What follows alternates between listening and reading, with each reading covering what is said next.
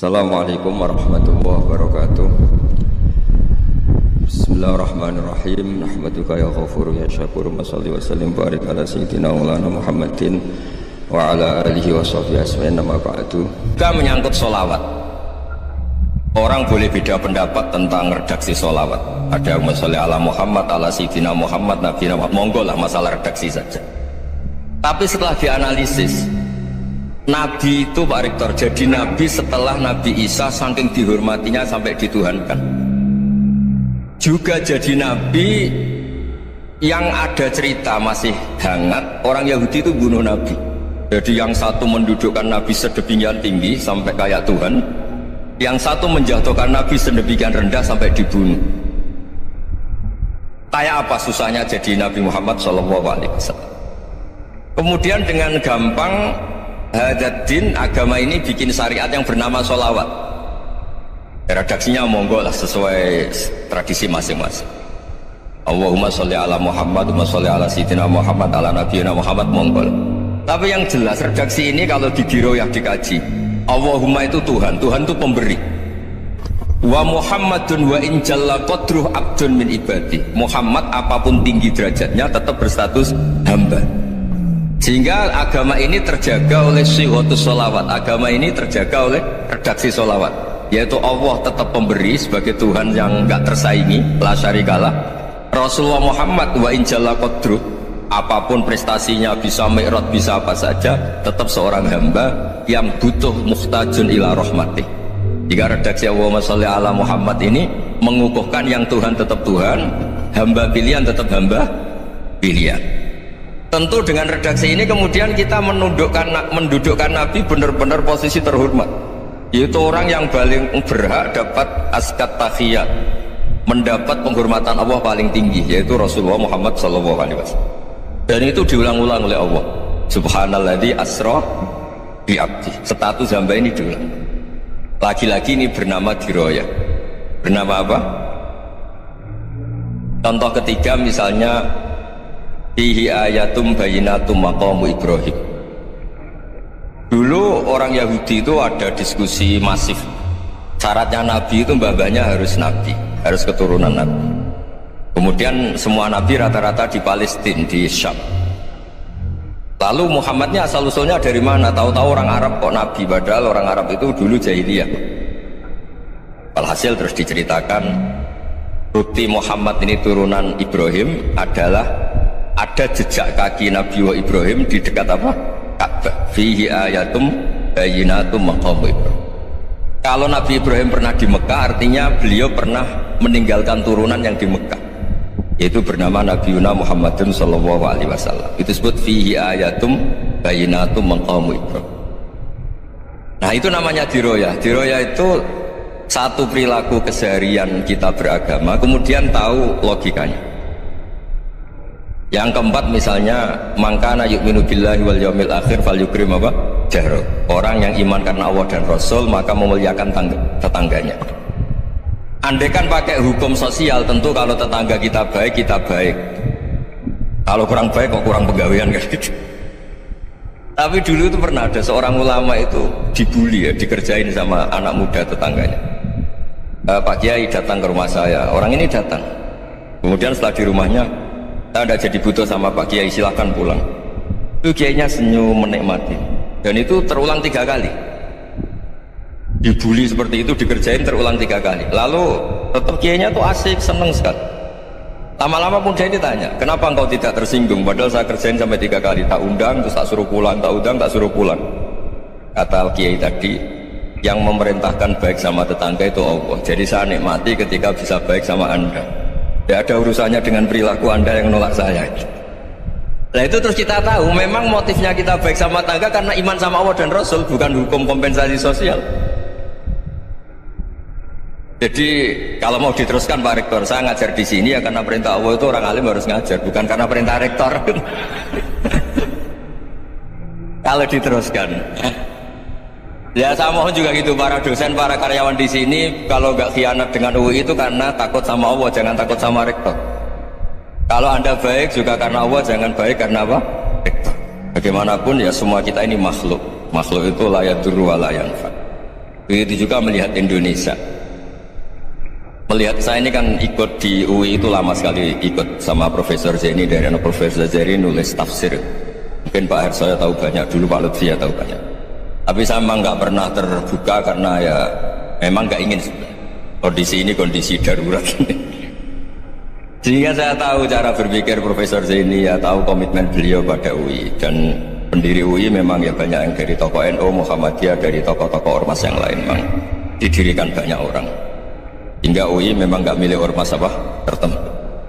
Dari satu sisi memang baik, nggak dikuasai ormas tertentu. Tapi nanti kalau keterusan ya nggak berbentuk karena nggak boleh. Ya sudahlah dikelola saja. Sambil-sambil jelas, sambil-sambil kadang nggak jelas. Yang penting ikhlas tadi. Karena kalau terlalu asobia itu jadi repot. Kita ini yang nekuni fikih itu tahu kalau tidak kuno itu mazhabnya Hanafi, kuno itu mazhabnya Syafi'i. Tahu-tahu seakan-akan Imam Syafi'i itu NU, Imam Abu Hanifah itu Muhammadiyah. Padahal ini orang-orang yang sebelum NU dan apa? Muhammadiyah. Jadi kalau kita yang nekuni ilmu itu biasa saja dengan perbedaan. Tapi kalau orang-orang yang nggak siap dengan perbedaan itu sampai Allah disifati Ta'ala itu tidak terima. Padahal Ta'ala itu maknanya Maha Luhur, yang Maha Agung. Jadi ada seorang kiai kebetulan pidato pertama Pak Rektor, Assalamualaikum warahmatullahi ta'ala wabarakatuh. Di mubalik kedua ini nggak terima karena itu dianggap kita ada Ta'ala. Hanya dia bilang Assalamualaikum warahmatullahi ta'ala wabarakatuh. Itu saking asobiahnya itu Allah ditambahi Ta'ala itu tidak terima. Padahal Ta'ala itu maknanya Maha Agung. Nah itu kan jadi repot kalau asobiah gitu. Kalau kita ngadepi perbedaan itu biasa saja. Karena kita mungkin bacanya banyak, lihat hal-hal seperti itu ya biasa saja. Karena dulu itu perbedaan itu urusan sudut pandang. Ya saya ulang lagi, perbedaan itu sudut. Allah yang Tuhan saja sering didebat sama nabi-nabinya. Karena urusan sudut pandang apa? Saya beri contoh ya. Suatu saat Khalilur Rahman Ibrahim itu saatnya meninggal sama Allah, Israel disuruh. Israel itu Ibrahim saatnya meninggal, ambil nyawanya. Setelah datang ke Ibrahim, ya Khalilur Rahman Ibrahim, saya disuruh nyabut nyawa anda. Itu Israel dipaksa mikir sama Ibrahim. Hal ra'aita khalilan yumitu khalilah. Kamu tahu orang yang mencintai kemudian bunuh yang dicintai, itu logika agak benar. Akhirnya Israel kan gak biasa debat, kan gak dilatih debat, gak pernah ikut lomba UI debat ilmiah. Ya taunya nyambut nyawa aja. Kembali ke Allah. Ya Allah, kata Ibrahim, hal ra'aita khalilan yumitu khalilah. Masa kekasih bunuh yang dicintai ya. Tapi kata Allah santai, bilang ke Ibrahim, hal ra'aita habiban yakrahu ayyalqa habibah. Masa katanya dia cinta saya kemudian ketemu saya tidak berani. Israel mater lagi, logikanya gini Ibrahim, masa yang dicintai sama yang ketemu yang dicintai gak berani. Ya udah ketemu aja. Katanya yang meninggal itu. Artinya kamu bisa saja GR tidak mati-mati karena merasa dicintai, atau ingin mati karena mencintai. Nah maksud saya dalam hal-hal seperti ini orang UI pasti gak jelas. Katanya cinta Allah suruh mati ya gak mau. Gak jelas kan. Dibilang gak cinta juga gak mau. Tadi dibilang cinta kalau ukurannya mati juga enggak. Nah, tapi dalam banyak hal enggak jelas itu penting Pak. Penting sekali. Buatan buyan, saya beri contoh sekian ilmiah, enggak jelas itu penting. Rasulullah SAW itu dalam banyak hal itu disuruh Allah, memang disuruh supaya ngambil sikap seperti itu. Karena Allah itu punya otoritas penuh untuk bikin orang itu baik atau enggak baik. Wahsy itu yang membunuh Sayyid Hamzah, orang paling dicintai Nabi, diantara yang dicintai Nabi. Qatalahu Wahsyun, dibunuh oleh Wahsy. Nabi secara basarnya itu gak suka sama Wahsy. Sampai cara lahir ya ingin, corong Jawa ingin masuk nol. Tapi apa kata Allah? Laisa laka minal amri syai'un aw yatuba alaihim aw yu'adzibah. Itu tidak wilayah kamu Muhammad. Malah Wahsy dikasih tobat sama Allah. Khalid bin Walid, itu perang Uhud kalah itu karena ide brilian Khalid bin Walid. Pas itu masih panglima kafir, yaitu pura-pura kalah, ghanimah dilepas, sahabat turun, pasukannya naik, walhasil orang Islam kalah. Khalid bin Walid akhirnya juga masuk Islam. Orang yang secara basariah Nabi itu gak siap. Kebalikannya juga ada. Sa'labah itu orang yang dapat gelar Hamamatul Masjid. Ini pas ngaji mesti ingat Salah. Dia di masjid terus setiap habis salam tuh lari karena istrinya nyuwun sewu masih berpakaian yang tidak pantas. Kenapa engkau terburu-buru pulang? Pakaian yang dipakai istri saya sekarang saya pakai. Ya pakaian sarung itu kayak Pak Rektor kan fleksibel. Ini khusus mau Ramadan, tidak akan sarungan terus, gak usah khawatir. Jadi ini tadi sudah perjanjian, saya yang kiai celananan, beliau yang rektor pakai sarung. Jadi iya, supaya itu barter madhab. Tapi hanya sekali ini aja, bukan. Jadi jangan diharapkan ini jadi tontonan terus menerus. Dan ini barter madhab. Saya sama Profesor Kores juga sering gitu. Saya pakai sarung yang dihadiahi beliau, beliau pakai sarung yang dihadiahi saya. Memang itu tradisi Islam. Tahadau tahabu, kamu saling memberi hadiah maka kamu saling mencintai. Bukan riswah, bukan riswah. Walhasil terus Sa'labah ini, buat saya didoakan Nabi supaya saya kaya, supaya tidak sering ganti-ganti pakaian seperti ini sama istri saya. Jangan-jangan kamu miskin itu lebih baik. Ngotot minta didoakan.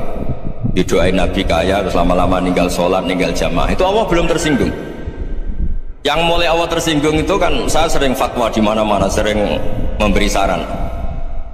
Mumpung kamu miskin itu sering sedekah, karena kalau sudah kaya itu tidak bisa. Saya memberi analogi gini. Kalau saya masih santri miskin, punya uang 100.000, diminta guru saya 50 tak kasihkan, padahal itu 50%. Punya 2 kambing kurus, diminta guru saya 1 pasti tak kasihkan, padahal itu 50%.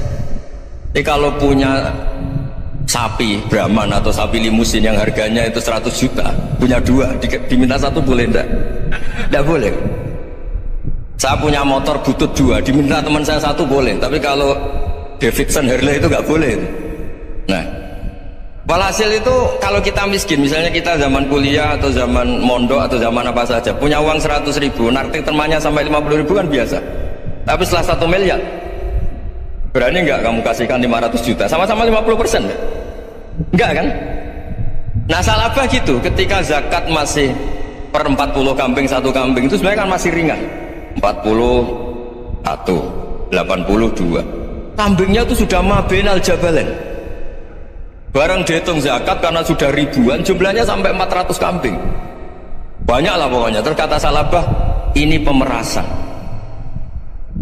Karena jumlahnya besar. Itu Allah tersinggung karena nabinya dianggap narik zakat itu dianggap khorat, dianggap pemeras. Allah tersinggung, kemudian fa'aqobahum nifakon fi qulubihim ila yaumil. Dia ditakdir munafik. Semenjak itu terus tadi kembali gak jelas tadi. Barkohnya gak jelas itu menjadi orang itu bijak. Ini sekarang nakal, jangan-jangan nanti jadi orang baik. Yang sekarang baik, jangan-jangan suatu saat jadi tidak baik. Semua orang introspeksi. Gak ada jaminan kalau kita sekarang baik akan baik terus, gak ada jaminan kalau kita sekarang buruk akan buruk terus. Sehingga terus banyak kiai-kiai bijak itu memang lahirnya gak tegas, tapi gak tegas itu yang menjadikan bijak, karena sama-sama mungkin. Itu yang disebut laisa laka minal amri syai'un aw yatuba alaihim wa yu'adzibun, itu tidak wilayah kamu. Ketika Allah komentari orang munafik juga wa yu'adzibal munafiqina insya'a aw yatub. Bisa saja ada yang diseksa, bisa saja ada yang dikasih tobat. Karena pola yang kita analisis itu semuanya menurut kita, bukan menurut kemaslahatan orang apa. Saya punya sekian contoh cerita orang yang sowan kiai baik-baik, mungkin bawa gula atau salam damla, tidak tahu lah, itu tidak mesti jadi wali.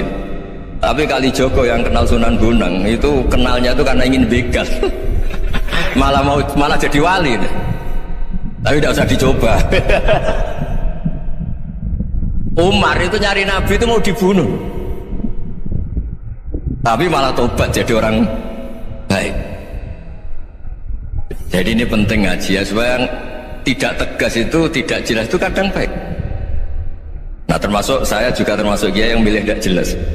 Saya sering gojol gini, Fajar Hadil ini murid-murid saya sering saya gojol. Kalau semua sistem pendidikan kayak kampus, kayak UI, kayak UIN semuanya, itu sistem yang bagus karena tertib, jam kuliahnya jelas, mata kuliahnya jelas. Kalau di pesantren itu Pak Arso itu gak tertib, tapi justru itu enak, ketemu di jalan orang berani tanya. Nah ini kalau mbak-mbak misalnya menstruasi, mau belajar haid nunggu semester berapa baru tahu. Itu bisa sekian tahun gak sholat karena nunggu pelajarannya baru diterangkan. Mau haji juga gitu, nunggu mata pelajaran haji. Kalau nggak jamnya, nggak mau dosennya ngajarin. Kalau kiai kan enggak, ketemu di jalan tanya, dijawab. Jam berapa juga dijawab. Artinya Indonesia itu berkah, ada sistem kampus yang tertib. Ya semoga termasuk tertib gajinya. Tapi tertib gajinya itu juga sebenarnya rugi. Saya sering ada pegawai negeri, Gus tolong doain saja di PNS, enak aja. Gajinya tetap. Kata saya nggak mau kalau gajinya tetap. Kok bisa Gus, enak tiap bulan mesti dapat gaji. Kalau tetap nggak naik-naik, kata saya. Kalau kiai gajinya nggak tetap, tapi di atas yang tetap, kata saya.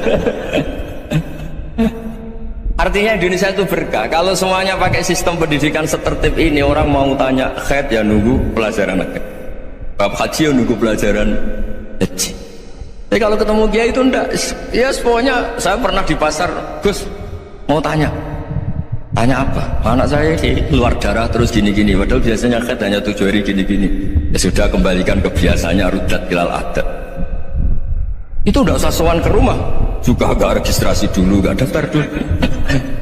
Ya ini tidak nyindir cerita saja supaya ini bukti koalisi beneran. Jadi saya yang kiai enggak tertib jam, koalisi sama yang tertib jam. Jadi kalau semuanya sistem kampus, nanti pertanyaan itu enggak bisa on time, enggak bisa setiap saat. Makanya Indonesia itu berkah. Kiai-kiai yang alim yang di jalan-jalan banyak, juga kiai yang di kampus dokter-dokter fikih banyak, yang nekuni ilmu umum ya banyak, macam-macam. Itu masalah itu kalau saling mengadili itu baru masalah. Misalnya kiai ngeluh nggak enak jadi kiai, tidak punya gaji tetap, yang dosen ngeluh nggak dicium tangannya. Karena memang unik Indonesia itu. Kalau guru fikih kok dosen itu tetap nggak dicium tangannya. Karena pikirannya anak-anak itu sudah bayar suruh nyium. Itu kayak di alam sadar tuh gitu. Kalau kiai itu kan anak-anak gak bayar itu. Ya opanya cium tangan itu. Makanya kalau kiai tidak keramat bisa mati karena cium tangannya bisa mati itu kiainya. Ya ini cerita supaya saling menghormati, saling. Jadi kalau makanya itu pakar-pakar akhlak ya, pakar-pakar etika peradaban itu tertampar betul ketika Nabi urusan ilmu itu mengabaikan itu. Kalau sudah urusan ilmu, misalnya begini, ada urusan ilmu, ada mbak-mbak cantik atau ibu-ibu cantik, itu dalam Islam itu diajarkan jangan sopan-sopan banget. Kata Nabi, karena kekuatan ilmu itu di atas kekuatan akhlak, di atas kekuatan adab. Ya nisa an-nabi lastunna ka ahadim minan nisa ini taqaitunna fala takhdu'na bil qaul wa ayatma alladhi fi qalbihi maradun. Misalnya ada babak cantik menarik kemudian sopan misalnya sama Pak Fajarin sama dosen-dosen, monggo binara. Wah itu bahaya, pikirannya kemana-mana itu. Orang yang imannya pas-pasan, berarti mau. Maksud saya kalau cantik menarik ketemu di jalan biarin aja, dosennya mau kemana biarin aja. Gak usah dihormatin. Kalau dihormatin, Pak mau kemana sadereno bisa bahaya, lah biarin aja. Kalau tanya, Dek ini alamatnya mana, cari sendiri Pak. Karena hanya dengan cara itu si Pak dosen ini gak kepikiran. Gak ada orang suka orang kedus itu, gak akan. Tinggal sudah cantik sopan, wah bisa pikirannya macam-macam. Itu ilmu. Fala takhdu'na bil qaul, kamu jangan terlalu lirih kalau ngomong. Fayatma alladzi fi qalbi maradun, orang yang pikirannya masih kotor pasti berpikir yang negatif. Anda mungkin demi sopan sama dosen Anda, tapi sejauh mana dosen Anda juga berpikir positif. Itu kan uji iman sama uji nyali.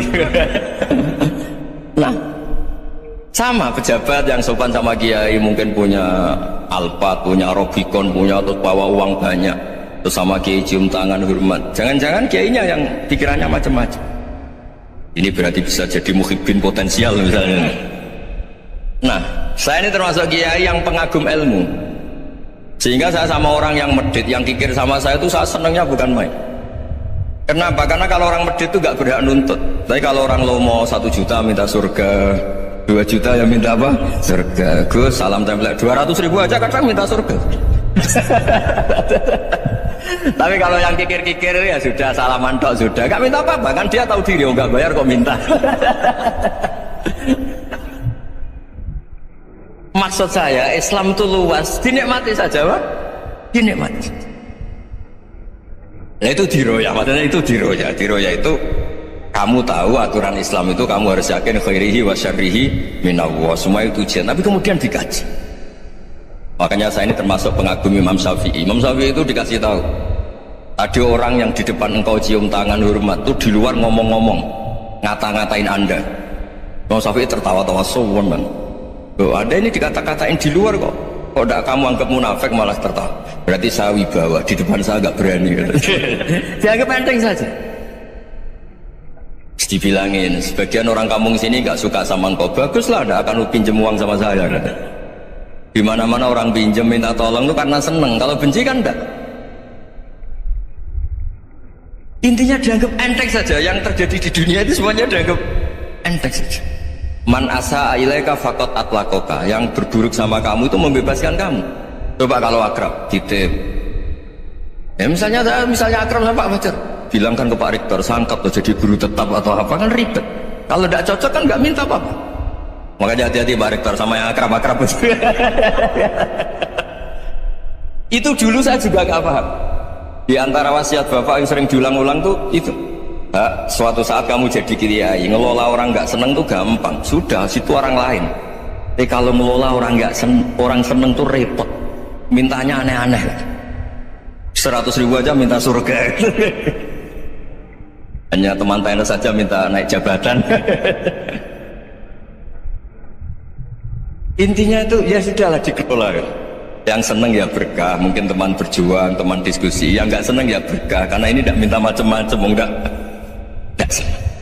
Nah itu namanya diroya. Diroya itu satu kajian keilmuan yang menjadikan kita ini nyaman dengan riwayat-riwayat, panduan-panduan dari Rasulullah Shallallahu Alaihi Wasallam. Kayak tadi, kenapa sih tentang baik sama tetangga, baik sama tamu, hitung-hitungannya itu mangkana yu'minu billahi wal yaumil. Saya pernah dicium sama orang miskin yang akut miskin betul. Itu tak ajarin Anda ini lebih hebat ketimbang orang-orang kaya. Misalnya gini, misalnya ada komunitas rektor atau kiai besar. Saya ini kata orang banyak termasuk kiai besar. Mungkin kalau pinjam uang itu karena mau beli mobil, aksesoris mobil, karena kita kiai tok atau rektor atau orang-orang tok. Kalau sesama orang miskin itu pinjem-pinjemannya itu urusan beras, itu urusan nyawa. Keren mana nyelamatkan nyawa sama aksesoris mobil? Nyawa. Jadi pahala kamu pasti lebih besar. Itu senengnya jadi orang miskin terus keterusan sampai sekarang. Itu lo coba kalau menteri sama menteri, rektor sama rektor, kira-kira pinjamannya apa Pak Arso? Kan kalau mau beli mobil atau mau umroh VIP, pokoknya yang keren-keren.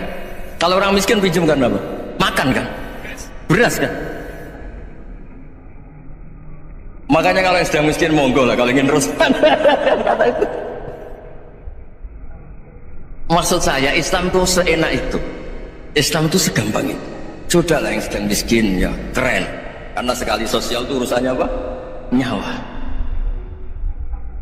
Tapi kalau miskin semua ya Indonesia bisa tutup kan.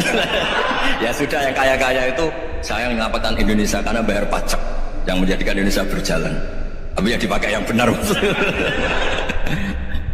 Nah begitu seterusnya.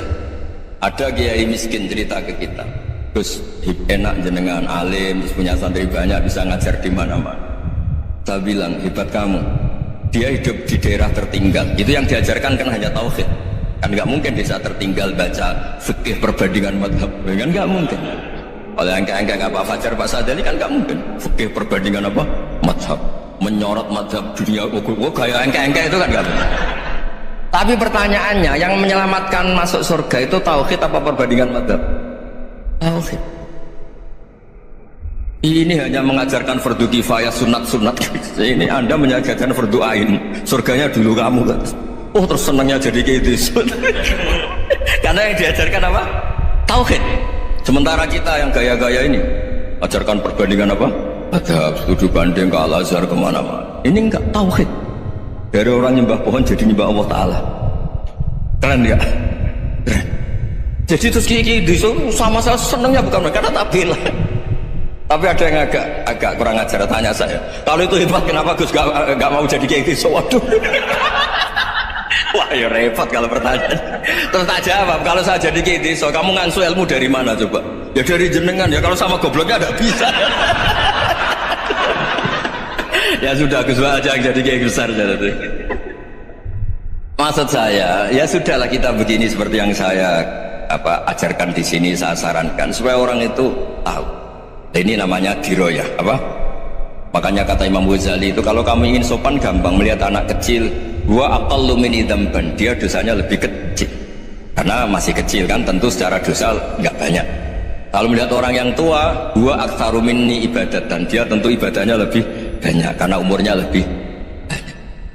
Sehingga terus semua orang lain tuh di depan kita itu hebat. Ya semua orang lain sama, misalnya Pak ini rektor, Pak Fathul Wahid rektor, tanggung jawabnya lebih banyak, berarti pahalanya lebih banyak. Tapi sama ketika melihat Nyon Sewu, melihat pegawainya yang secara lahir di bawahnya, ini tanggung jawabnya enggak banyak, pasti salahnya juga enggak. Itu yang diajarkan Rasulullah SAW, sehingga enak. Tapi kalau kita melihat orang lain selalu salahnya, itu pecundang. Allah saja tidak seperti itu kan, amal baik ya ada khairan, amal buruk ya ada saron, semuanya dilihat oleh Allah Subhanahu wa ta'ala. Saya itu punya teman Gus, agak beling, agak seenaknya. Dulu miskin, wah itu seenaknya betul, kayak kenal Tuhan. Tak tanya, kenapa kamu seenaknya? 1 bulan tuh labanya bisa 200 juta sampai 500 sampai 1 miliar. Saya itu Gus, setelah duha itu perkembangannya bagus. Salah duha itu. Saya pernah miskin kan, kata apa? Ingka rezeki fisama, wa ingkana qalilan, ya kalau fisama fanzilu, terus wa ingkana qalilan fakasiru, kalau sedikit perbanyak. Ini trennya sudah benar semua. Nah, wa ingkana apa? Ya haraman fatahiru, kalau haram yang kau sucikan. Makanya saya seenaknya, kalau qalilan sudah fakasiru, paling trennya yang enggak benar juga fatahiru kata Mas. Dia yakin kalau yang enggak benar-benar sudah disucikan Allah, karena yang lain-lain sudah dari miskin sudah kaya, qalilan sudah fakasiru, paling yang haraman juga sudah fatahiru gitu. Tak tanya, lah kamu kok tahu? Polanya sudah ada Gus, karena yang qalilan. Kamu sembrono sama Tuhan kok begitu kan? Tapi apapun itu seneng saya. Seneng saya sering salah teh, makanya saya mohon yang sekarang miskin, sedang miskin itu ya tidak usah nyesal banget-banget. Kali ingin kaya monggo lah, namanya orang juga ingin ya, tapi Anda harus bangga. Sosial antar kalian adalah urusan nyawa, dan itu pahalanya luar biasa. Supaya kita, nah yang kaya-kaya juga boleh GR lah, karena pembayar pajak. Dan itu bisa menyelamatkan apa? Indonesia Raya. Begitu seterusnya. Itu yang diajarkan Nabi, antawadhu hatta la yabghiya ahadun ala ahadin. Kamu semua harus tawadhu sehingga antar kalian tidak saling tidak sopan, tidak saling liar, tidak saling mendolimi. Termasuk tadi sikap gak jelas tadi. Orang dolim yang sekarang dolim bisa saja tobat, yang sekarang soleh bisa saja nanti. Semuanya itu mungkin. Kita diajari ya muqallibal qulub tsabbit qalbi ala dini. Jadi keliru kalau kita dalam banyak harus tegas, gak mesti. Al halalu bayyinun wal haramu bayyinun. Tapi ada wa bainahuma umurun mustabihat. Ada yang wilayahnya itu abu-abu. Misalnya ada perempuan cantik, misalnya contoh paling gampang. Kalau kamu ajari secara serius, kamu bisa saja tergoda jadi fitnah. Tapi kalau orang soleh gak berani ngajarin, kemudian digunakan orang fasik, malah menjadi orang nakal, kita juga tanggung jawab. Kamu mau tegas gimana? Wilayahnya sama-sama mungkin. Wilayahnya sama-sama mungkin. Yang dekat pejabat mungkin terkontaminasi KKN. Tapi kalau pejabat gak dekati orang soleh, punya perilaku yang gak soleh, yang repot juga Indonesia kan. Nah hal-hal seperti itu kita tidak perlu ngambil sikap. Maksudnya nggak usah ngambil sikap, ya kita buktikan kalau milih satu madhab, kita buktikan semuanya lebih baik, semuanya lebih bermanfaat, semuanya lebih berperadaban. Karena nggak bisa dihindari wa bainahuma. Termasuk nyuwun sewu, saya mohon maaf sama mulai Pak Harso, Pak Lutfi sampai Pak Fathul Wahid. Saya ini termasuk kiai yang nggak suka dekat sama orang-orang top. Bukan karena hasud. Memang konstitusi kiai harus gitu, la tamuddanna ainaika. Kenal orang lebih tinggi itu kan resiko. Misalnya saya kiai desa, mungkin punya keri tua sudah seneng, punya kijang tua sudah seneng. Gara-gara kenal Pak Wahid naik Camry, waduh kok saya kalah itu. Kenal orang itu kan resiko. Mungkin dosen-dosen sini kalau kenal saya di Rembang juga resiko. Di sini gak ada cium tangan, biasa di sana, wah gak enak jadi dosen. Jadi memang harus dibatasin. Sekiranya mungkin orang terdekat, karena la tamuddanna ainaika ila, kamu jangan sering melihat orang lain yang mungkin secara lahir dapat nikmat yang lebih tinggi timbang Anda. Kalau kamu nggak bisa ngelola hati Anda bisa hasut, Anda bisa dengki, paling tidak Anda bisa ada syukur. Saya itu sering didolani pejabat, juga sering melihat pejabat di TV-TV naik mobil aja ada yang naikkan, bahkan kalau wudhu itu anduk aja ada yang bawa. Itu kalau yang nggak kuat, naik jadi pejabat. Ya makanya terus konstitusi Kiai itu mengatur, sudahlah mata kamu itu kamu batasin, jangan melihat sesuatu yang potensi menjadikan Anda tidak nopo syukur. Gara-gara Nabi Dawud itu terlalu nopo lugu. Kan masyhur itu ada seorang perempuan cewek diperkosa 3 tokoh, kila 4, pokoknya 3 aja diperkosa 3 nopo tokoh. Bareng cawe wedok niku hamil, jadi gunjingan. Dilapor ning Nabi Dawud. Sebenarnya 3 orang ini tersangka, 3 orang tokoh ini tersangka karena disebut perempuan tadi. Misalnya yang merkosa aku si A, si B, si C. Bareng pas niku Nabi Sulaiman jek umur 13 tahun. Bareng neng mahkamah Nabi sinten Dawud dibenarkan napa wong lanang telu wae. Perkarane ora ngaku, ora ana bukti. Tetapi pangeran kersane iku lucu. Wong telu mau terakhir malah muni ngene. Wah, paling diperkosa asu niku. Maksudnya paling sing perkosa napa asu. Barang Bali cawe itu tersiksa. Tersiksa terus napa jenenge Nabi Sulaiman ngendikan ngene. Andekan hakimnya saya, pasti keputusannya tidak seperti ini. Nabi Dawud dengar itu terus, ya sudah kamu saja yang memutuskan. Akhirnya walhasil wong telu wau wong telu napa wong papat niku ditahan diceluk oleh Nabi Sulaiman. Jaremu semerkosa asu. Iya, ngucan Sulaiman umur 13 tahun. Rupane biasune kuwaget ono rupa. Abang wis dipisahno neh. Dadi gak bareng ditanya. Ya model polisi kan. Mestinya polisi sing model Sulaiman mungkin. Dicelukne sing sitok. Jare muni asune apa? Putih. Terakhir muni asune apa? Ireng. Bareng dikonfrontasi kan gak janjian dikonfrontasi, jawab sitok muni putih, sitok muni ireng, sitok muni apa? Jare roh kabeh wong telu roh bareng, jare serentak roh bareng dadi seksi aja iku diperkosa asu. Jare roh serentak bareng diperkosa asu kok wong telu muni asune, sitok muni abang, sitok muni putih, sitok muni napa? Ireng. Akhirnya ketok goroe terus dihukum. Lah gara-gara kecerdasan sinten Nabi Sulaiman wau lewat rekayasa iki diarani napa fahamnaha Sulaiman. Terus diuji lagi ana wong dia anak kakak beradik dia anak loro, padha-padha dia anak bayi. Jenenge cacilik raine kan tesih mirip-mirip. Walhasil ning tengah hutan dipangan serigala satu. Terus sing Mbak Yune iku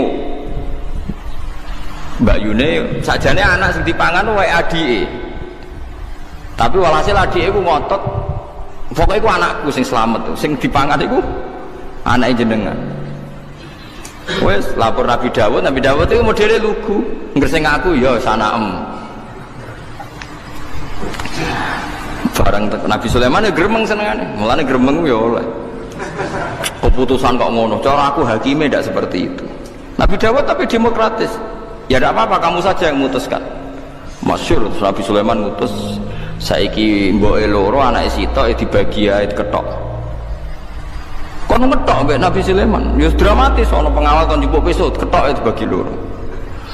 Ternyata sing adike mau gak nangis, sing Mbak Yunen nangis tenan. Huwalah, ya wis pancen iku anek adik kula mun ketok pancen kula salah. Bareng delok adike gak nangis terus dikekno Mbak Yun. Ora ono mbok anake diketok gak nangis. Nek ora mbok elek. Akhirnya dikekno Mbak Yun mergo sing nangis. Mergo seorang ibu pasti gak ridho anake diketok. Adike tenang ae pas anake diketok. Paling pikiran ora anakku ae ketok Allah. Paham sih kalau maksud? Artinya Sulaiman duwe akal atau direkayasa cara bahasa saniki supaya ketok aslinya di sing seorang ibu, di sing enggak seorang ibu. Itu sebetulnya fahamnaha Sulaiman. Sulaiman itu yang cerdas. Dari itu terus kecerdasannya itu kegawa nganti tua, tapi terus tua-tua nganti urusan wedok barang masyhur. Jadi Ratu Bilqis itu terkenal ayu banget. Tapi Tapi jin-jin iku mantel. Sulaiman wis bojone akeh. Ana wong ayu penguasa Yaman. Bilqis. Kabeh dirabi pisan. Cek ora ngajari Sulaiman kabeh wong apa dirabi. Akhirnya Bilqis iku jin iku ngekeki hembusan fitnah nak Bilqis iku wayu tapi sikile kaya napa? Jaran. Kaya jaran iku maksude ana napa? Ana ulune. Elek pokoke ana ulune. Wayu tapi sikile ana ulune. Sulaiman kurang akal. Bilqis itu yang aman, Sulaiman gitu yang Timur Tengah, orang Sulaiman terus Bilqis boko. Wah antem kromo ae dari Ratu Bilqis itu boko dipindah teng Borobudur. Ke Sulaiman ku Solomon, Sulaiman ku Sulaiman. Terus Bilqis itu boko, terus Wonosobo itu Sabak. Wah maten wah. Kalau ada kadang ditakoki tiyang buku ngoten wis putih Gus. Yo hukume wong nganggur. Ya kok payu. Ya wis kepen rezekine wong sing ayu.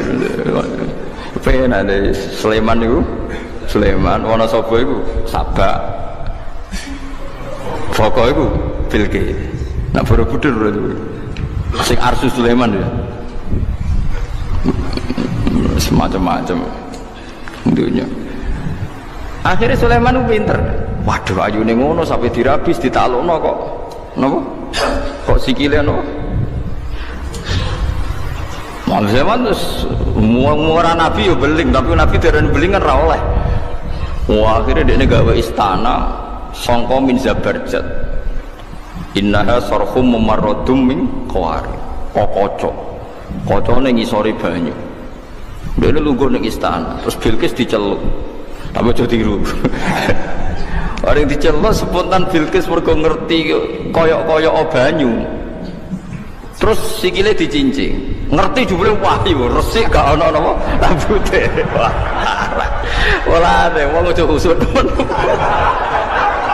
Ya sing ngono critane Nabi ana ngono bareng guys. Ya aja mbok tiru tapi kaya aja gedeng wong sing lagi cek ngono.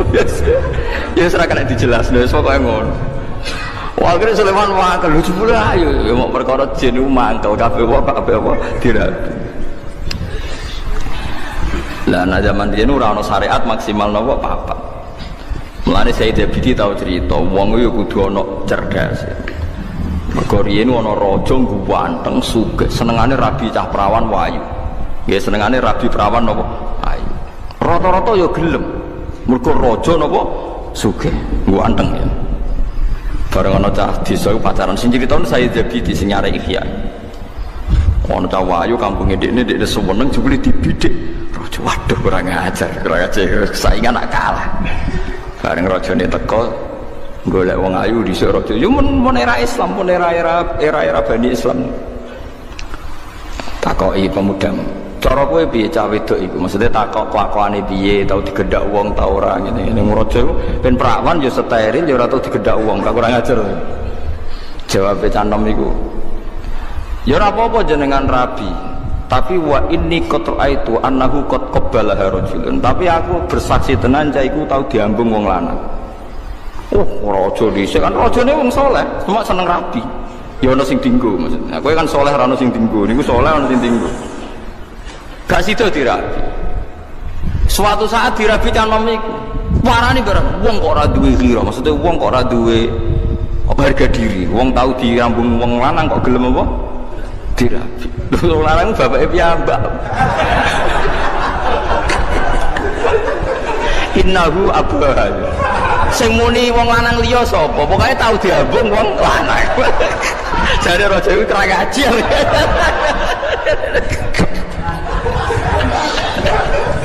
Sing muni wong liya sapa? Oh, tapi cawe wedok nu biasa diabungi tiang lanang. Akhirnya raja kan gak minat. Waduh, biasa diabungi wong lanang.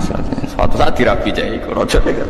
Lha kok rabi kuwe wong kok gak duwe cemburu, gak duwe harga diri. Lah rumasane jenengan sinten wong lanang? Jaremu diabung lah niku bapak.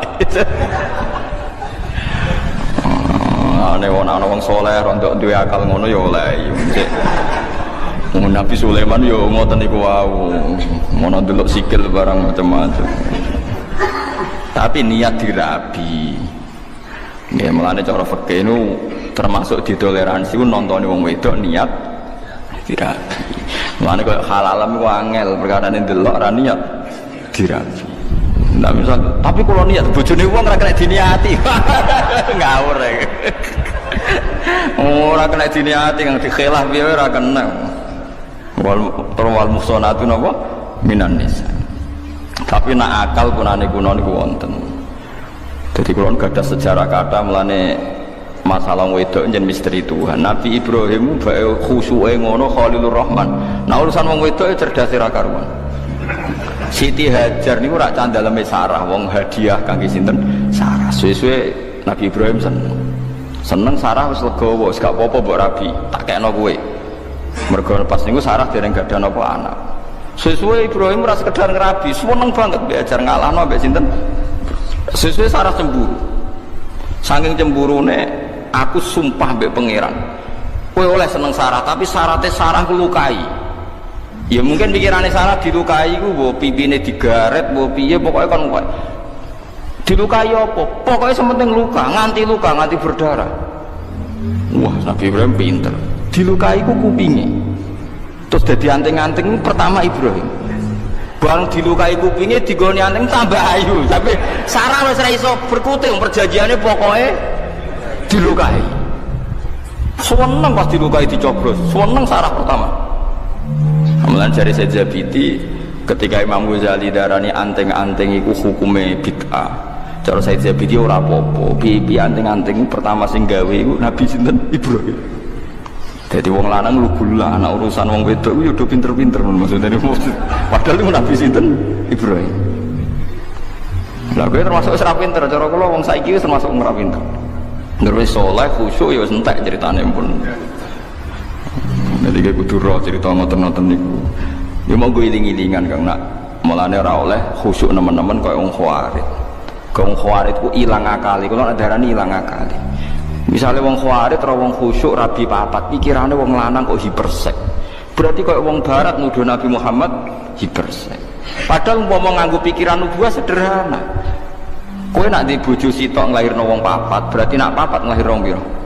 Papat ping papat kan? 16. Lah nak saiki misale kon ngekene umat Islam sing urun papat mbek urun 16 akeh endi? 16. Asal dadi wong saleh kabeh lho syaratnya. Artinya sebetulnya kita sederhana. Kenapa Nabi bojone akeh? Karena tambah banyak berarti memperbanyak umat Islam. Lho soal kowe ra wani nglakoni alasane iku mau nglahirno sitok wae papat nakal kabeh. Lah nek 16 tambah kan iku sing masalah kira sunat iku perkarane anak papat wae beling kabeh. Lah kok anak 16. Tapi kan kita itu aja sampai terus pikiran itu urusan hiperseke, urusan kita lebih pikiran nubuah. Nak wong wedok itu alat reproduksi, nak meroduksi wong soleh, berarti baik. Lah kalau baik tambah banyak, tambah baik. Yaiku sing dilakoni para nabi, nabi kabeh garwane akeh. Lho soal aku sampean nglakoni dengan beberapa hal, iku ora penting, penting kowe ora janggal mbek nabi. Lho kula sebagai ulama kepentingan saya hanya satu, aja sampai kowe janggal ambek nabi ku tok pun. Mulane kalau ngaji teng putih-putih kalau terang soal kira nglakoni ra masalah. Mergo 1 tambah 1 tambah 1 tetap 1 maksudnya. Mergo wayo sing pertama yo megat. Kan berarti 1 tambah 1 tetap 1. Tapi ben gak janggal dek pikirane Nabi. Kalau nanti ditanya seorang dosen, saya itu janggal kenapa Nabi kalau perang itu rampasan orang kafir diambil dan perempuannya dijadikan amat. Memang dalam perang dulu kan perempuan dijadikan apa? Nanti kalau jawab seperti itu. Kalau senjatanya orang kafir dikembalikan, berarti senjata itu menjadi kekuatan orang kafir. Kalau perempuan ini dikembalikan, berarti Islam membolehkan populasi orang kafir karena perempuan adalah alat reproduksi. Tapi kalau terus perempuan tadi disita jadi amat di koloni Mustafa kan ngelahirno Muslim. Tapi kalau dikembalikan produksi wong kafir. Paling tidak kita paham itu. Lo soal era modern kita janggal bawaan kita sebagai orang modern. Tapi kita sebagai ulama harus menjelaskan itu. Duduk perkaranya seperti ini. Paham ya? Paham sih kalau maksudnya. Wong ngono kok ora ero. Mulanya pentingnya ulama di sini, mulanya disebut al ulama warasatul anbiya, dia yang tahu.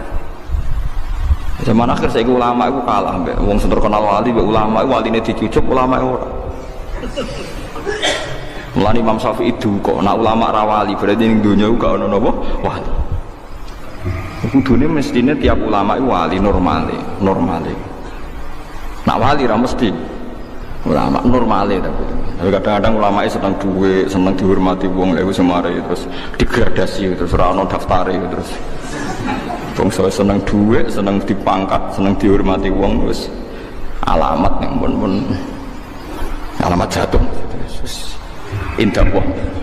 Jadi paham ya, terus logikanya seperti itu. Kenapa dulu kalau perempuan perang kalah niku disita?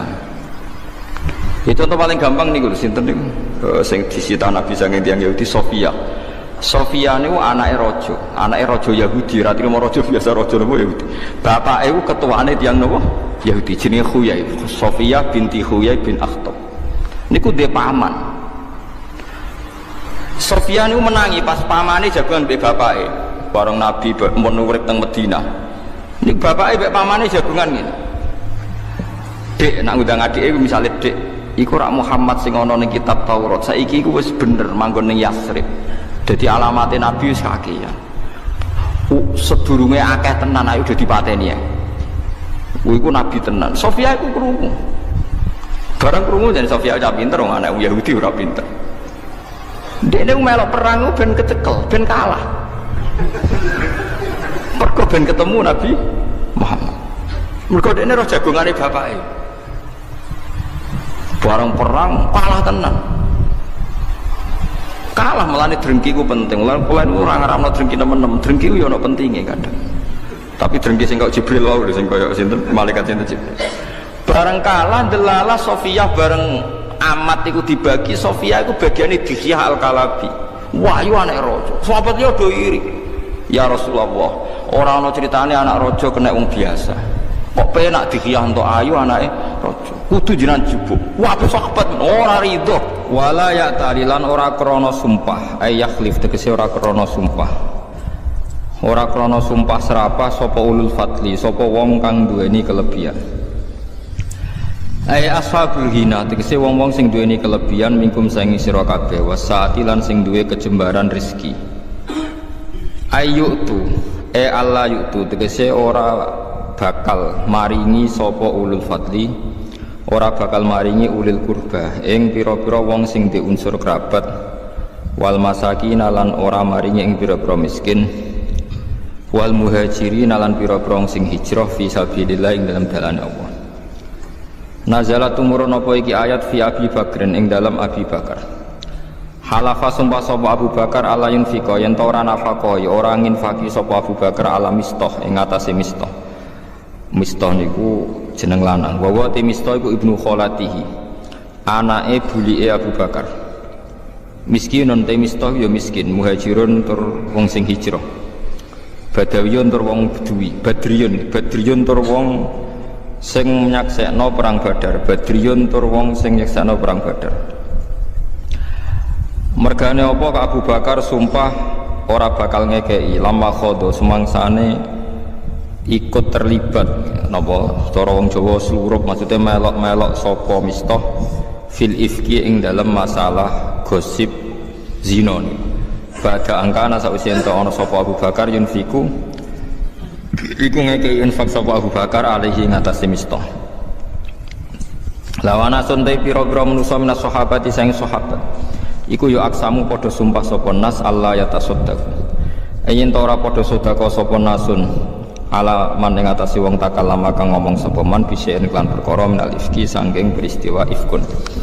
Ifkun wingi to tuduhan zina niku. Wal yafulan becik nyepura sapa ngake wal yasfahulan becik saling memaafkan sapa ngake anhum saking kabeh fidzalika ing dalem masalah ifki. Ala tuhibuna ana ta ora seneng sira kabeh ya firanta nyepura sapa Allah lakum maring sira kabeh. Wa wa kuti Allah ghafurun akeh nyepurane rahimun akeh welase lil mukminina bareng pira-pira mukmin. Kala dawa sapa Abu Bakrin sapa Abu Bakar bala ya. Ana uta ingsun iku hibu seneng sapa ingsun ayah firanta nyepura sapa Allah limaring ingsun. Waraja lan bali sapa Abu Bakar ila Mistah maring Mistah ma ing perkara kana kang ana sapa Bakar yunfiku nafaqai sapa Abu Bakar ing ma alaihi ing atase Mistah. Terus ayat niki saya sangat nggih pelajaran nggih kula jenengan sedanten. Seorang bapak sak pinter-pinter Abu Bakar, sak soleh-soleh tetap tersinggung ketika Sayyidah Aisyah dituduh zina. Meskipun setelah Sayyidah Aisyah dibebasno Allah bahwa itu tidak mungkin dan jelas-jelas Allah mesti bener bahwa Aisyah tidak mungkin zina. Abu Bakar dendam ning gone tiang-tiang sing ikut menggosipkan. Termasuk sing derek gosip lu Mistah. Mistah itu misanane Abu Bakar, anak bulik berarti misanan melarat. Tahu melok perang Badar. Dan niku riyen donatur tetape niku sinten Abu Bakar. Gara-gara gosipno putrine terus Abu Bakar sumpah ora bakal sedekah ning sinten Mistah. Ya nek cara kula Abu Bakar nggih bener. Wong anake digosipno ora dendam yo bapak elek tenan. Paham ya? Ya tapi Allah sebagai pangeran nuruti Abu Bakar yo keliru. Apa biasa ngongkon apik ya ngongkon apik terus senajan to ana wong dendam pah-pah nggih ben tetep kon apik. Lah niku paling angel ya. Terus niki ayat niki kula seneng sangat. Mulane ini peringatan nggih kangge para kiai. Terus kita meskipun kecewa mbek santri kok aja sampai terus sumpah gak mulang. Kesodakoe sak kiai yo mulang iku. Nah, nganti sumpah ra mulang yo repot. Dadi ngeneng yo oleh, didik yo oleh tapi aja terus ndadekno ora ngamal apik. Mulane wonten ayat wala taj'alu waha urdotal li aymanikum antabarru. Jangan sampai Allah kamu jadikan satu penghalang untuk melakukan kebaikan hanya Anda karena kadung pernah meminjam nama nopo Allah. Di misale demi Allah aku ora bakal ngomongi wong iku pas ape rukun eling harus kadung sumpah ya nak damai melanggar sumpahku. Itu jangan sampai jadikan Allah sebagai urdotan, sebagai problem atau halangan untuk Anda melakukan kebaikan. Difahami? Niki memang ayat luar biasa. Tetes Abu Bakar sebagai seorang bapak nggih dendam Aisyah digosipno. Dan itu sah. Cara kula normale bapak nggih ngoten niku. Nggih normale bapak nggih derek dendam sama orang yang menyakiti putrinya. Tapi normale hukume Allah benten. Hukume Allah ngutus Abu Bakar wong mampu biasa istiqomah donasi bantu Mistah ya kudu bantu terus senajan to atine gelo mergo Mistah nderek gosipno sinten Sayyidah Aisyah. Iku hukume pangeran paling angel, cocok ra cocok nek perintah Allah kudu nglakoni. Lah nek gelo mbok turuti ra ono wong apik ning donya. Kowe yo biasa to gelo mbek kanca, mbek dulur, mbek bojo. Terus kowe ora bojo-bojonan mergo gelo. Loro kan guyu ora siap den. Masuk dekne cah elek lah ra siap, ra payu rabi ora siap. Gelo mbek kanca terus ra kanca-kanconan. Sekabe kancanan mbek opo? Ora iso. Mulane Nabi Musa nate tanglet nang pangeran. Kula nate maos niki teng Ihya teng kitab Khilyatul Auliya beberapa kitab. Nabi Musa itu sanggeng mangkel mbek Bani Israil. Nggih kebijakan apa wae kok dikelirokno mangkel. Mangkel terus ya Allah kula niki pun kekasih jenengan. Tapi wong Bani Israil sing iman lho niki sing gosipno sing iman, mboten kok sing tiyang kafir, sing iman. Nek sing wong kafir karuan musuh jelas. Sing iman. Ya Allah, kali ini saya minta satu hal. Supaya cangkeme Bani Israil mboten elek teng kula. Ben kula niku nyaman mbek wong-wong Bani Israil sing iman mbek kula. Jawabe Allah sepundi? Ya Musa, hadza syai'un lam astafihi li nafsi, fa kaifa asna'uhu bika. Menadek kowe sasa, aku wae sing pangeran, sing maringi rezeki, sing ngekeki nyawa wae dikomentari ra enak. Apa meneh ke trimo nabi. Jadi pangeran ternyata yo krasa juga. Lucu. Oleh nate. La ya lati hada syai'un lam astafihi li nafsi. Fa kaifa asna'uhu bika. Lha aku sing pangerane dikomentari ora ya. Lha wong aku pangeran ja'alahu lainatan. Nidan maksudnya aku itu dianggap padha mbek Isa, padha mbek makhluk. Ora ayo gelakno aku sing maringi rezeki aku. Tapi aku dianggap duwe napa rivalitas. Akhirnya Nabi Musa menang. Ya wis ra iso. Mulane wong juga aja nuruti gelo. Kalau nuruti gelo ya gelo. Nuruti gelo ya, mbek bojo, mbek kanca, mbek santri nuruti gelo ya gelo, tapi syariat Allah ora iso mbok kalahno mbek napa? Gelo. Abu Bakar sing sahabat pilihan mawon ketika gelo mbek Mistah padahal gelane serius, anak dituduh zina itu kan gelane kaya apa. Padahal garwane Nabi wis anak garwane Nabi dituduh zina. Lah kowe terima kiai dituduh mangan di masjid kok gelo biasa. Selain yo kemungkinan bener. Biasa. Apa meneh ana kemungkinan apa? Bener, malah kudu meneng. Wong sing karuan salah wae kon ikhlas. Dadi tuduhan karuan salah wae kita kon ikhlas. Wong sing kemungkinan bener.